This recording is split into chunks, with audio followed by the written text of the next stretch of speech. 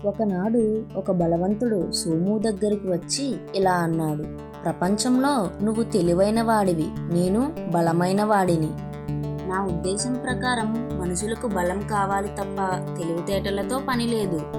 అందువల్ల నువ్వు నేను తలపడక తప్పదు. నువ్వు గొప్పో నేను గొప్పో ఈ రోజున తేలిపోవలసిందే. సోము బలవంతుడిని ఒకసారి తేరిపార చూశాడు. నీ బలమెంత అని అడిగాడు. నేను ఒక చేతితో 1 టన్ను బరువును ఎత్తి సులభంగా ఈ ప్రహరీ గోడ పైనుండి పట్టణం మధ్యకు విసిరివేయగలను అని బలవంతుడు సమాధానమిచ్చాడు గర్వంగా. నాకు నమ్మకం కలగటం లేదు, నెమ్మదిగా అన్నాడు సోము. అయితే నా బలాన్ని నీ ముందే నిరూపిస్తాను.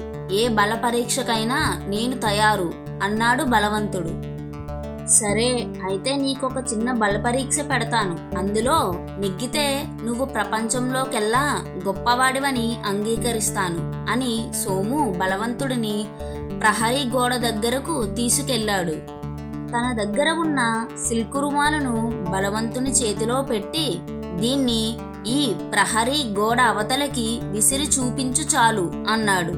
బలవంతుడు నవ్వుకుంటూ జేబు రుమాలను విసిరేశాడు. అది ప్రహరీ గోడను దాటలేదు. సోము అప్పుడు ఆ రుమాలను తీసుకొని దానిలో ఒక చిన్న రాయిని కట్టి దాన్ని ప్రహరీ గోడ అవతలికి సులభంగా విసిరేశాడు. బలవంతుడు సిగ్గుతో తలదించుకొని తన ఓటమిని అంగీకరించాడు. బలం, తెలివి రెండూ గొప్పవే. ఈ ప్రపంచంలో మనిషికి రెండూ అవసరమే. ఏది లేకున్నా పరాజయం తప్పదు అని చెప్పాడు సోము.